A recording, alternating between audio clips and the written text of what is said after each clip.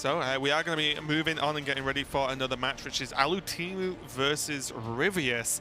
And, you know, speaking of people who can lock themselves in, Alutemu has been feeling pretty good so far in this season. Maybe didn't get off to the most blinding start, but has been so consistent throughout the middle and towards the end of the season. Let's check out Ryvius' deck, who's going to be his opponent, though, with this Rogue as well. We talked about Ryvius' secondary deck in the start of the show because he's running the Plague Bringer, Wild Pyro, new tech. But for now, let's just talk about his Rogue deck, which looks extremely standard to me. I would say somewhat standard. The main difference being no Burgle package, no Blink Foxes, Henge Clan Burglars, or Vendetta, very importantly. And he's, by substituting out those cards, made room for Prep and Abysses, which is very nice for a little bit of extra burst against the Mage. You can go over the top of the Grave Horrors. And I would say most importantly of all, Henge Clan Thug. Up against the Mage, this card is an absolute beast. Yeah, it's like almost a throwback card now. Henge Clan was the rogue card not too long ago in Hearthstone's life, but now it's still just as good as it was. It's just styles have changed a little bit, but it's a nightmare to deal with. And just want to shout as well, ignore the Burgle Rogue thing under Ryvius. It's just a typo. Oh, yeah. That's why I was confused for a second then. But let's check out Alutemu's deck and get rid of that small error that's probably actually my fault. I think it's actually TJ's fault this time. I think I did the archetypes this week, did so you I do think them it's this my week? fault. Oh, But anyway, right. TJ, what a terrible person messing this up. Yeah, whatever. Anyway, Alutemu's Mage deck, and Derek, I am pretty confident you'll agree with me on this. This looks like a much more well-rounded, more consistent list than we saw from Tom in Game 1 of his match. Yeah, I love this version of Mage. I have to be honest, I haven't actually practiced that much with the Luna's Pocket Galaxy version. I was playing a lot of Mage before that became standard, and even after the nerf, I kind of trusted the opinion of players who didn't really like the Luna's Pocket Galaxy, saying, What you a know, bunch of noobs. well, I mean, you know, I think it's honestly still quite close. Like, I was watching APX Void stream this morning, for example, the Mage player, full stop, in Hearthstone, and he was saying, you know, in this deck, Luna's Pocket Galaxy doesn't feel that good. Do I go more all in by putting Alexstrasza or the just more big drops in the deck, or do I take it out? It's kind of fun, so I want to play it. I think it's still very much on the fence for a lot of players, despite the protestations of some players proclaiming that it is, you know, like Orange said, Skull of the Minari may be better. And I'm going to ridicule him for that one until the end of time, because that is an absurd thing to say. I think the thing for me, however much you may agree with this sentiment or not, is that having one card that is I think it's very playable in terms of having the mana open. Like, you float mana a lot of the times in that deck when you have some of the slower turns. So having a card that is very playable, as in physically being able to get it off in the deck, that can just win you the game, is a very powerful thing to have. I mean, in it's decks not you bad. can fit it in. Yes. But for me, speaking of just Alexstrasza, I'm surprised we've not seen more Alexstrasza, even in sideboards. Really? Because I feel like the card is just good against certain classes that you have a bit trickier time putting on pressure. Because then you create the scenario of, I have two giants on board, you have to remove them, and if you don't, you might just lose that turn. Yeah. Because sometimes you can go, like, even in the mirrors, right? Like, sometimes you can soak one hit and then you freeze. But with Alex, you can't risk soaking a hit because you could just die that turn. And I feel like, personally, for me, I'm surprised that we've not seen really any Alex tech in this this style of Mage, or at least throughout APAC GM. I can't, again, remember every single deck of all the APAC regions. But still, like, that's a surprise for me. But I am on the... I'm not leaning all the way to Orange in terms of it's the best card that was ever been printed ever in any game. But I do think it is good, and I think for me, I just enjoy it, playing it a lot. Luna's Pocket Galaxy I'm talking about. Yes, yeah, I don't think it's bad at all. It's just the fact that, I mean, we're seeing this in all the different rogue decks. There are so many cards you want to slot in at the moment. Right. I would like to play double Frostbolt. I would like to play Twilight Drake. I would like to play 2 copies of Frostnote. I want to play Antonidas. I want to play everything. You know, there's so many strong cards at the moment. There's just not enough room in the deck to fit them all in. Something has to be cut. And for Alutemu, I think this is a very, very reasonable build of the list, especially because he has a slightly heavier top end than we've seen from some of the players. I believe from Tyler last week, we saw the Luna's Pocket Galaxy with no Ziliax, nothing above 3 mana, nothing above 3 mana at all, apart from 2 Mountain Giants, 1 Sea Giant, Yeah. which definitely didn't feel worth it to me because there's so few minions that you can hit to make it worth it. But in this deck from Alutemu, there's a very, very strong chance that the Luna's Pocket Galaxies will be very powerful. Yeah, well, we will see as the players are just getting ready, but it is still Rogue versus Mage, and we just heard Surrender say, "Oh yeah, I brought Rogue because I think it's favored versus Mage and fine versus Warrior." Yes. And if the triangle of the Triforce of the meta is Mage, Warrior, Rogue, then surely it's correct to bring Rogue, because I don't think any, if that is your assumption that Rogue does well versus Mage, then Mage doesn't do well versus Rogue and does, I think, okay versus Warrior. I think it's very close. So then suddenly, Rogue becomes the best deck. Yes, I think it's really interesting because I don't think that Rogue is the best deck, but I think it might be the best deck. Like, I think it's not the most powerful. I think Mage is more powerful overall, but in Grandmasters Specialist, where you're only playing against 1 class, including sideboards, or 2 classes in a week, I agree that Rogue is probably the best bring. Yep. Well, let's see how it plays out for these two. Ryvius on the top, 6-6 score, and Alutemu 8-4. So doing a good chunk bet. Alutemu, I would have to say, has been almost, well, just has been dominating Division A, at least, of the Asia Pacific Grandmasters. And not only in score, but I actually think in play. I agree. I think Alutemu has consistently just played the best out of everyone, at least in Division A. I would definitely agree with you. Definitely right up there at the top. He's deserved his spot. And I also very much like him switching back over to the Mage here, rather than, I believe he brought Warrior last week and lost two games in a row. I believe. I'd have to check the results again. But I think that Mage is a powerful deck at the worst of times. When Alutemu is at the helm, I think it's an incredibly powerful deck because he knows exactly what he's doing. Yeah, and it's just, it's not even anything specifically mind-blowing. It's Hearthstone, and a lot of games like Hearthstone is often a game of who messes up the least. Yes. And who plays, who plays the most solid. Actually, instead of doing anything flashy or super in-depth or crazy, it's like, well, who just played well? And who didn't play quite as well? And often those small things add up to making a big difference and make players win matches. Yeah, I agree. It's interesting. It's very weird in Hearthstone where I want players to mess up some of the time. I think, if Hearthstone was simple enough to the point where players never messed up, it would be a very boring game to watch. Right. But if they messed up too much because it's too difficult, then it just becomes a bit of a clown fiesta. But I think it struck a difficult balance where I still don't think after all my years of casting I've ever seen a perfect series, whether it be through the decks they've submitted, the tech cards they put in there, or even just play within the game, which is what makes it even just such a beautiful game. Yeah, even just in Asia Pacific, these are some of the best players playing, in the comfort of their own home. There is a lot of pressure on the line when you're playing in top league, but you're in your own home, you know when you're playing, and you're playing with a deck that I would hope that you're pretty familiar with. Yeah. And plenty of players have messed up. There's been... and that just goes to show that, like, even the best players mess up, and it means the game is, whether you believe it or not, relatively hard. Yes. I mean, there have been some truly miserable players over the course here. I mean, obviously, those are in the minority. There have been some very, very intelligent players as well along the way. Well, let's get back into the game at hand now. The Hench Clan Thug is a bit of a threat with his dagger swing as well. Can just kill this Luna. Alutemu going to push some more damage with the Luna as opposed to try and do anything overly fancy. Now Ryvius has options because he has Coin, he has SI7 Agent, he has the Eviscerates. I think it was kind of close because, I mean, not really. Like so much 10-point damage, it's insane. I agree. I think that playing Spirit of the Shark there had some upsides because being able to go Coin Miscreant on the next turn and then potentially go off with a whole bunch of Kobold lackeys and the nonsense would have been absurdly powerful.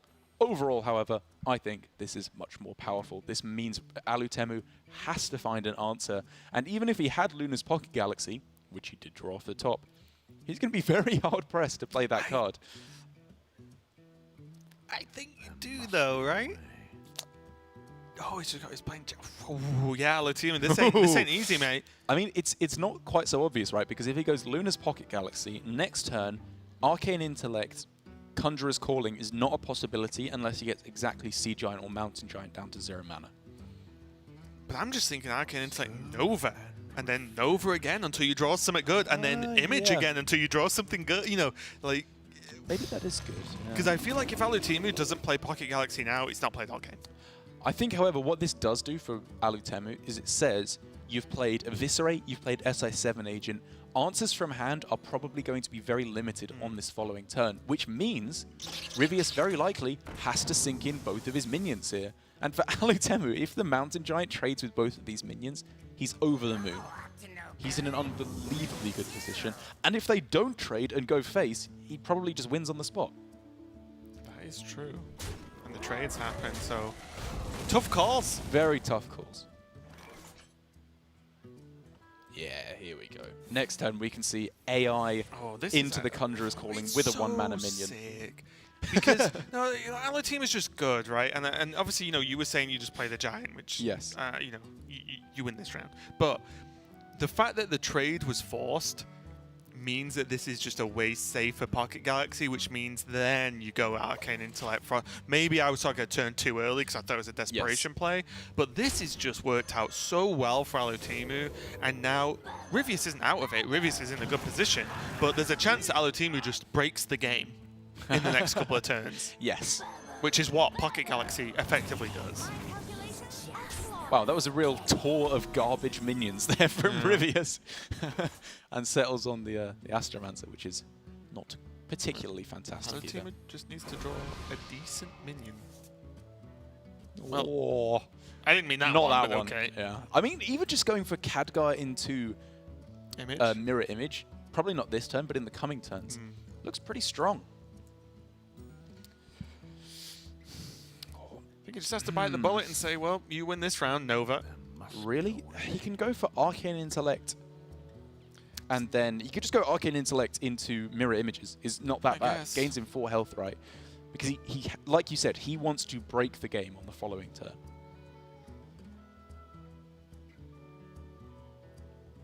It's just whether he wants to take 5, right? Observe and reflect. Because with Arcane Intellect, next turn he does most of the same thing with a bit more information, and if he's drawing minions, he still has the mana to do things, right? I think I like this, honestly. Oh, okay. Buffoon, Snippy Snappy. I guess my issue this turn was the draw necessary now? It gives him more mana next turn, but did he need more mana next turn is my question. Maybe yes. I think yes. Okay. I think going big minion, Conjurer's Calling, Frost Nova, even with a Khadgar thrown in there, is his highest chance at winning. Like, if he'd got any big minion here that cost more than 5, or 5 or more, he goes 1 mana minion, Khadgar, Conjurer's Calling, Frost Nova, probably just wins the game on the spot. Okay. I think the upside of this play is he can, as I said, win the game on the spot. The downside is he gets to keep fighting because he still has 2 Frost Novas to freeze the board. I think this is just very, very strong mage play from Alutemu. So he takes what? 5. Does take a plus lot of 6, damage, puts him however. down to 11. One Eviscerate is gone, so this is the fear factor, but you have to bear in mind Alutemu has Frost Nova, which means he can almost lock out all damage from Ryvius. I bet Alutemu wish Ryvius had played, there you go, 1 more minion. So now he can Nova and not fear of Leroy unless there's a Shadow Stab. Yeah, or a backstab. But it just means he's very dead. Alutemu's just not finding the juice. He can still Magic Trick. That's true. I think he's Maybe probably he gets more likely draw. to go Frost Nova, Banana Buffoon, Conjurer's Calling. Like, it's not great, but it still probably puts a lot of stats on the board. Or maybe he makes a big Mana Cyclone, I'm not really sure.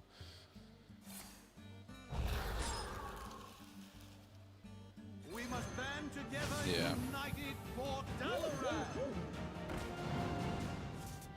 It's basically saying that he is, as much as possible, trying to push for the lethal on the following turn. Wasn't exciting enough. Whoa! Paragon of Light with the bananas is insane! As soon as Look that goes up to Alutemu's 3 attack, face. when Paragon of Light has 3 attack, it gains Taunt and Lifesteal. That is insane! And on the also next he turn. has 3 bananas, Yes. which means, yes, it will gain taunt with 1 on it, but it just heals for more. I love Paragon of Light. I think it's such a cool card. It's just a shame it's nowhere near powerful enough to see play. I've made some Paragon of Light decks and done not that bad. That's my point. You've done not bad. I hit top 100 on the first day of Witchwood, which was a bit of a clown fiesta, I'll grant you. I just beat up some terrible Shutterwalk decks. But Buff Paladin was a thing. For that one day. For that one day where everyone was playing trash. utter garbage, yes. And then people discovered, oh wait, Odd Paladin is broken. And then the next day everyone realized, oh wait, Even Paladin, it's even more broken. Yeah. Call to Arms is the best card ever printed. But that's besides the point here for Ryvius, who just has to make a very sad play of getting rid of the Khadgar. And now for Alutemu, the onslaught begins. If only it was a mech as well. Snip, snap's like, let's go. If only it had 50,000 attack. Oh, Ryvius. Feel the pain. Oh. And the Nova just to almost certainly guarantee even more lifesteal. The one thing Mage cannot do is heal. Until now. Forehead. Yeah, I mean, Mage is just breaking all the rules with The only Contra thing now scoring. is he needs to somehow draw a beast. A scale hide. That's the only thing now, because look at those beasts. This is just such a perfect example, right? The weaknesses of Mage, taunt, healing, and going wide on board. Literally the three things it's doing right now.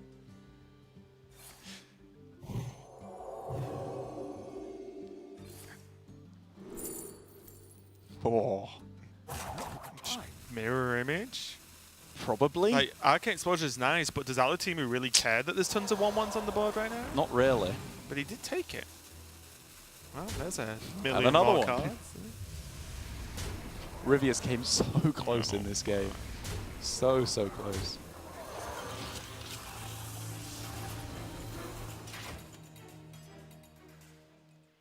The funny part is, as Alutemu wins in the most ridiculous fashion, Derek's just started looking at me laughing. And like the best part is, and you'll understand what I mean, outside Hopefully. of obviously those, Yes. Alutemu did nothing really that game, right? He had to play the Giant on 5, which was Yes. a good play but weak. I agree. Then Relatively, yeah. then played the Lunas, weak in general in terms of just 5 mana, Yeah. do nothing that turn, more or less. Yeah. But then you just the Frost Novas make the difference, and you go back and at first it's like, why were we not playing Cyclone in Mage earlier? And then why were we not playing Frost Nova in Mage? It's so good. It literally wins games, even though obviously the other cards and the summons did insane. The Frost Novas opened that game up for Alutemu. It's absolutely insane. But that was just game number 1, and it seems the crazy matches are going to continue for the day. Don't go anywhere. We'll be right back with game number 2.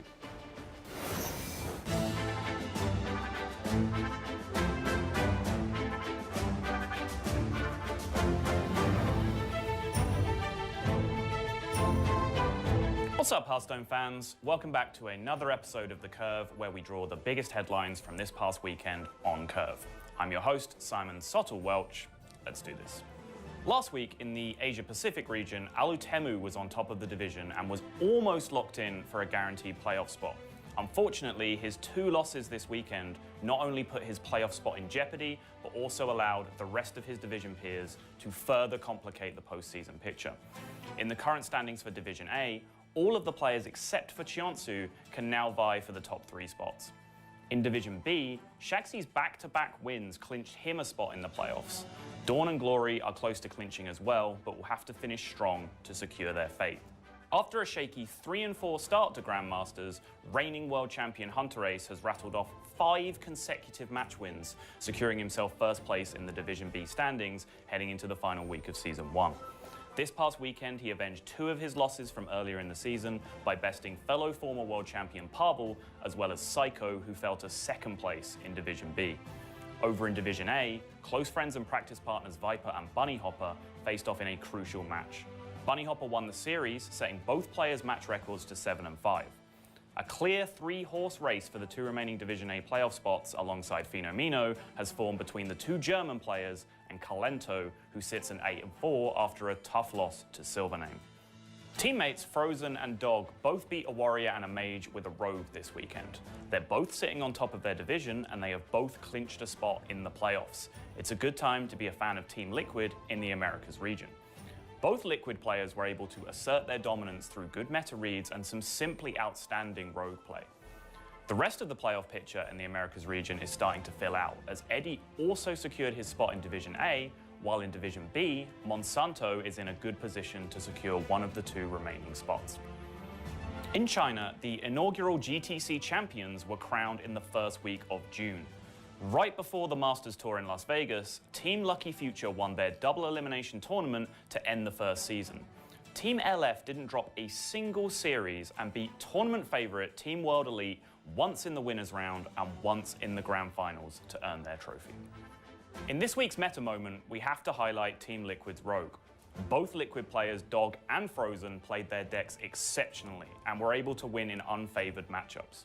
With a combination of countless resource generators paired with consistent lackey and treasure pressure, the deck seemed to have an answer for every situation, while also packing an immense amount of burst potential. If you missed any of the Grandmasters action, you can check out the VODs on our YouTube page, youtube.com/Hearthstone Esports.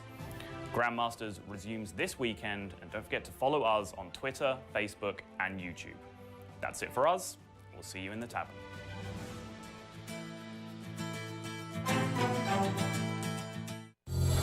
Available for a limited one-time purchase starting on June 3rd, the new Masters Bundle contains 10 Rastakhan Rumble Packs, 10 Rise of Shadow Packs, a new Stolen Thunder card back, and the Thunder King Shaman Hero. The Masters Bundle is available and giftable now through the Blizzard shop. With the Masters Bundle, you can add to your collection while also celebrating Hearthstone's vibrant esports scene.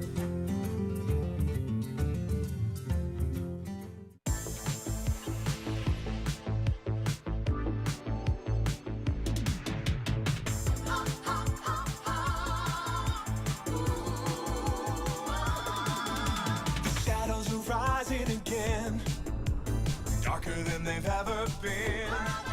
As evil descends from the skies, the world cries out, how will we survive? Out of the hall of explorers and up from the dusty tombs, they grab their whips and fedoras. These legends of the past know exactly what to do. There might be magic monsters, mummies in the markets, and ancient mysticism.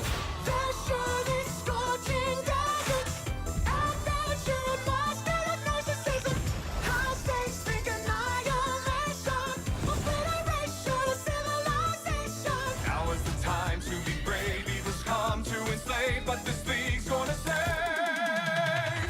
the world.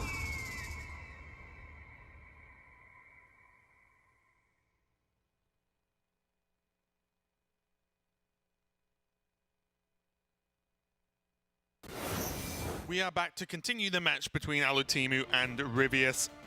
And both players are moving over to their secondary deck, and both of them have very interesting secondary decks, but for very different reasons. Yes, Ryvius is the, here we go, the one I am most excited about, I have to say. The new inclusion of Plaguebringer. I have to say, I was not expecting to see any of the new classic cards being added in. Overall, I think they are of slightly too low of a power level to see play in top-tier competitive decks. Maybe you would disagree with me with your white main Shaman with Brightwing as well. Okay, so about the stable guy. And the stable Brightwing guy. is cool. The others are, but whatever. But blame Ike. I always blame Ike, make no mistake. But with this one in particular, for Ryvius, the Plaguebringer, 4-mana 3/3, just added into the game to make up for the removal of Vanish. 4-mana 3/3, Battlecry, give a friendly minion poisonous. If you give Wild Pyromancer poisonous, then play a spell, it clears the entire board. It's nuts. Yeah, it is pretty good. And also gives Rogue, or at least in this combo, gives Rogue something they've never really had access to, because outside of Vanish. Well, Vanish can just be replayed, right? Yes, the minions can just be replayed in general. So this is just a very, very different style, and we'll see what it does, because Ryvius has locked it in versus Mage. You understand why it's going to be played. But let's check out Alutemu's Mage and his secondary deck, which is interesting for a different way. 2 cards different. One Banana Buffoon and minus Archmage Antonidas for just 2 half-time Scavengers. And I think, if anything, this is a nod to just how solid this Mage deck is. there's not a lot to change all the time. Sometimes you just want, okay, I already need Antonidas. Antonidas is probably just not going to win me any rogue games, so I can remove it. It's there for a load of other matchups. And also, 1 Banana Buffoon's probably as good as 2. It's a fairly low tempo onboard play versus Mage. Yeah. So I can take 1 away to include 2 half-time Scavengers. And this, I think, is just a sign of just solid deck building in general, not having to change tons of cards. Yes, I agree. I'm becoming much more of a fan of substituting out less than the 5 cards you are allowed to change. Obviously, you can substitute anywhere between 5 and... I guess, could you substitute 0 cards in? Not that you'd ever want to. No, you can. I guess I don't you think can. that stops anyone, Yeah, does yeah, it? yeah. That would be Because also, not particularly effective, but I guess you could. you could also just substitute 5 and just never play the deck, and no matter what, right? It's the I same guess so. thing, right? Yeah, So yeah, it doesn't matter. But yes, I am becoming more and more of a fan of substituting out less than the necessary 5 cards because I think that with a lot of these decks, like Mage in particular, it's such a strong core. With Bomb Warrior as well, it's such a strong core that substituting out more than 3 or 4 cards a lot of the time can really lower the power level of the deck. Having said that for Alutemu, I am kind of surprised to see that he didn't take out the Luna's Pocket Galaxy, I have to be honest. I was expecting maybe the Luna's Pocket Galaxy or the Snip Snap or a Frost Nova to go in place of a Frost Bolt.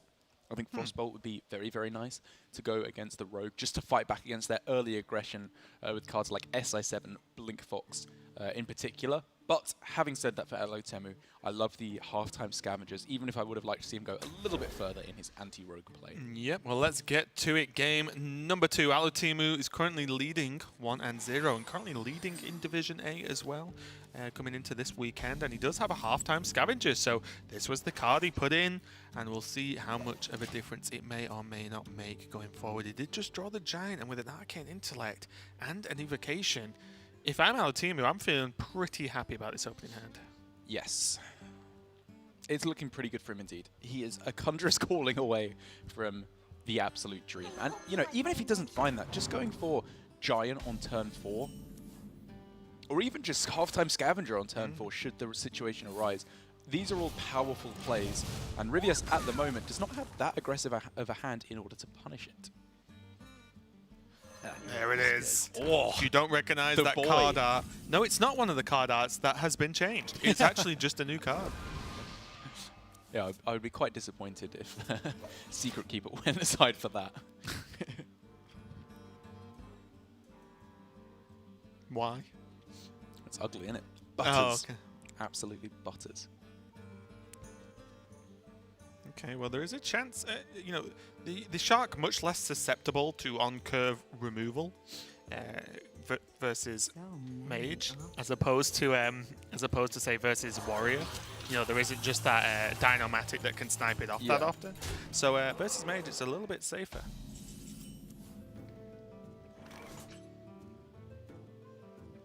And now, the real question, right? What is the play? I mean, it's kind of got to be Giant mirror image, right? That's pretty nuts. So, You want a Giant and Mirror Image, yeah? just what I'm looking at. Okay. Because I mean, it protects you from having Plaguebringer attacking in with Poisonous into the Giant. He obviously does not have Conjurer's Calling, which is the main downside of going for that play. But the thing is, Ryvius doesn't know that. He's still going to be all priority, 100% kill off the Giant. And obviously the punish is there for Alutemu if Ryvius has exactly backstab Plaguebringer. But I think overall that is unlikely enough of a scenario to the point where getting the significantly more powerful minion on board in Giant is worth it. Yeah, it does look fairly solid, and also he's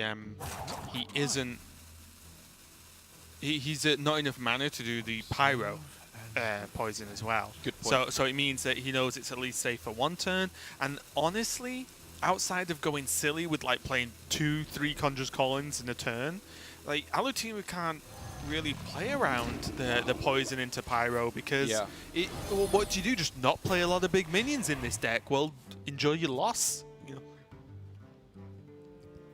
And while Alutemu was definitely unsure as to how to approach that turn, Ryvius is looking like he's feeling pretty sad at how it did shake out. Oh man, because for Alutemu, if he finds Conjurer's Calling here, he's in an unbelievably good position. I think what Ryvius needs to do is try and ignore what Alutemu does this turn, because he can't kill the giant, right? So if you can't kill the giant, I as rogue revert to the most aggressive play humanly possible. Yes. And just say, you know what? If he has it, he has it. Well, I cannot change that outcome. What I can do is scare my opponent and open up spots that if my opponent conjures call-ins and gets 2 mountain giants and no taunts, maybe I can just kill them. You know, or at least set up possibilities of that happening over a turn or so. So I do like this play. Just go as aggressive as possible and make Alutemu react as well as try and put stuff on the board. And Ryvius will get the news that Conjur's Calling is not going to come a calling.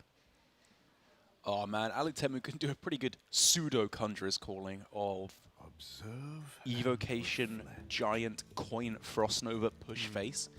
It's obviously weak to Pyromancer and Plaguebringer and 0 mana spell. I think that's way too much stuff to be playing around at this point in the game. Alutemu is not in that favorable of a position to be justified in making such a cautious play. Whereas I think setting up a very, very aggressive stance with an extra Frost Nova as well, I think is a pretty reasonable way to approach the matchup. Or a very effective way, I should say. I was looking at whether you can get the Luna down, but their cards to that side of the hand do not cut it. If the cards were cheaper, I'd be like, oh, maybe just Luna, Coin, you know, Nova, so on, so on. But Love it's it. not good enough. Yeah, I think this is the only play for Alutemu. Anything else is, I think, a misread of the situation, because things like Halftime Scavenger are, you know, he's ahead. He's playing the aggressor now. He's not playing from You don't want to trade. Exactly. You want to go all smorky smork. And also what's sick is, because of the Nova, the Plaguebringer can't just Plague Bring a minion to take away a giant. It just doesn't work. There's no rush minions in hand. It's a shame that he can't play Plaguebringer on the SI, swing with the Waggle Pick and bounce it back to play the SI again. Unfortunately, it would lose the poisonous effect when it bounces back to hand. Although that would be pretty cool. Now I don't even know what Ryvius does. Yeah, Ryvius is dead. He has to play the Spirit of the Shark, I think, here, and go for... I don't even know the exact out. Well, Life Drinker, Swing, Shadow Step, Life Drinker. You know, like that kind of silliness. Well, I mean, first of all, he has to pretend that the second... He has to assume that there's not another Frost Nova. Right, well, you've lost. Exactly, you've pretty much just lost on the spot. He can't... And also, outside of the assumption of a Frost Nova, he can't draw more cards this turn, which means he can't even go for Pyro and a spell for the Plaguebringer, right? So, you know, that does... If you can't do it, forget about it. It doesn't matter. Like, you cannot make that play. So he's just going to put as much pressure on as possible. He's not going to go for the Shark this turn. Going to go for the Life Drinker and see what he bounces. He's going for the kill. Can replay that Snippy Snappy. And I guess, like, going off the information that both players have, Ryvius needs to assume there's no Frost Nova, and he needs Alutemu to assume that he has Leroy Jenkins. Even though we can see the Frost Nova is there, Leroy Jenkins is not there. It's the worst possible outcome for Ryvius. Small note, playing around Betrayal as well for Alutemu, as there is, I believe there's one in the deck, right? Yeah, there's a 1 Betrayal in the deck. So Alutemu just doing the small things that help. There's the card draw, but it just doesn't matter. I don't even know what you can draw into. The combo so nearly coming into play, but Alutemu Wow. going up to 9 and 4. Now between him and Surrender, it's the battle for first place. That really matters to get yourself, and you have to play 1 less round going into the playoffs when compared to second and third place in each division. It's very, very important, and it also means that he is guaranteed 100%, even though I think he was even if he lost. Now he is 100% guaranteed. We have our first and second in Alutemu and Surrender. We're not sure which way it works up and down now. But for Ryvius now, I'm going to have to do some more tiebreaker maths. I think there's a chance he still makes it through, though, depending on how his tiebreakers stack up against Staz. Okay, well, that was a cool match, and although it looked fairly straightforward for Alutemu, I think his success has been just good deck choices, good deck building, and solid play, and that all those things make a great Hearthstone player. So he's doing it very, very well, and we will certainly see him in the playoffs. And we'll see him again this weekend anyway. But that was just another match for you, and we've got one more. Who have we got? We've got Dawn versus Blitzchung coming right up. Don't go anywhere. We'll be right back.